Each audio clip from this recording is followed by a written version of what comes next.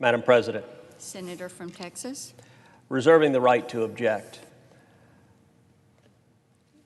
This endeavor started with a resolution that the majority put forward that was intended to be a bipartisan resolution commemorating the life and service of Justice Ruth Bader Ginsburg.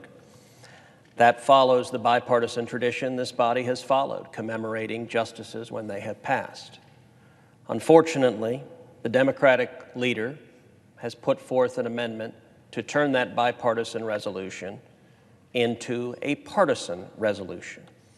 Specifically, the Democratic leader wants to add a statement that Justice Ginsburg's position should not be filled until a new president is installed, purportedly based on a comment Justice Ginsburg made to family members shortly before she passed.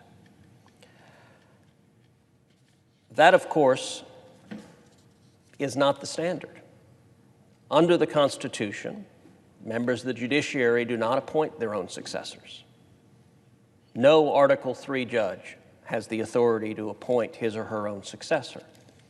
Rather, judicial nominations are made by the President of the United States, and confirmations are made by this body, the United States Senate. I would note that Justice Ginsburg was someone whom I knew personally. I argued 9 times before Justice Ginsburg in the Supreme Court. She led an extraordinary life. She was one of the finest Supreme Court litigators to have ever practiced. And she served 27 years on the court, leaving a profound legacy.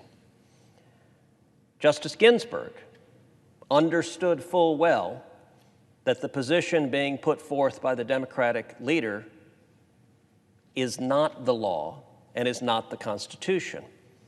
Indeed, I will quote what Justice Ginsburg said just 4 years ago, reported in the Washington Post on September 7th, 2016. Justice Ginsburg is reported to have said, quote, "The president is elected for 4 years, not 3 years. So the power he has in year 3 continues into year 4. Maybe members of the Senate will wake up and appreciate that that's how it should be." Now, of course, when Justice Ginsburg said that, that was when President Obama had made the nomination of Merrick Garland to the Supreme Court, and the Senate declined to consider that nomination. And without even a hint of irony, every Democrat who is now screaming from the ramparts that we cannot consider a vacancy on the court during this election year was screaming equally loud from the ramparts that we must consider a nomination during a presidential election year just 4 years ago. Joe Biden vociferously called for the Senate to consider that nomination. Barack Obama called for the Senate to consider that nomination. Hillary Clinton called for the Senate to consider that nomination. The Democratic leader said the Senate was not doing its job if we didn't consider that nomination. To my knowledge, every Democratic member of this body likewise decried the decision not to take up that nomination and insisted the Senate was not doing its job. Well, today, obviously, the situation has changed, where all of those Democratic members who demanded the Senate take up a nomination to the Supreme Court are now demanding the Senate not take up a nomination to the Supreme Court. Now, to be sure, the Republican majority that declined to consider that nomination is now going to take up President Trump's nomination to this vacancy, but I would note the circumstances are markedly different, and history and more than 2 centuries of precedent is on the side of what this Senate will do. The question of whether a president should nominate a Supreme Court justice to fill a vacancy that occurred in a presidential election year has occurred 29 times in our nation's history. This is not new. 29 times. Of those 29 times, presidents of both parties, Democrats and Republicans, have nominated justices 29 times. Every single time there's been a vacancy in a presidential election year, a president has nominated a justice to that vacancy. Of the 44 individuals who served as President of the United States, 22 have done so. fully one-half of the presidents who've ever served this country have made Supreme Court nominations during presidential elections years. So what's the difference? Well, there is a sharp difference in our nation's history depending upon whether the Senate is controlled by the same party as the president or a different party from the president. So of the 29 times in history, 19 of those times, the Senate and the presidency were controlled by the same party. When that happened, the Senate took up and confirmed those nominees 17 of the 19 times. You want to ask what history shows this body does? When the president and Senate are of the same party and a nomination is made to presidential election year, this body takes up that nomination and, assuming a qualified nominee, confirms that nominee. On the other hand, what happens when the president and the Senate are of different parties? Well, that's happened 10 times in our nation's history. All 10 times, the president has made a nomination, but in those circumstances, the Senate has confirmed those nominees only twice. 2016 was one of those examples. Now, the Democratic leader gave a passionate speech, which I know he believes, about what kind of justice he would like to see on the court. Democratic members of this body have long championed judicial activists who would embrace a view of the Constitution that I believe would do serious damage to the constitutional liberties of the American people. But the interesting thing about the Democratic leader's speech is that argument was presented to the voters, and the voters disagreed. In 2016, Hillary Clinton promised to nominate justices just like the kind that the Democratic leader said he wanted to see.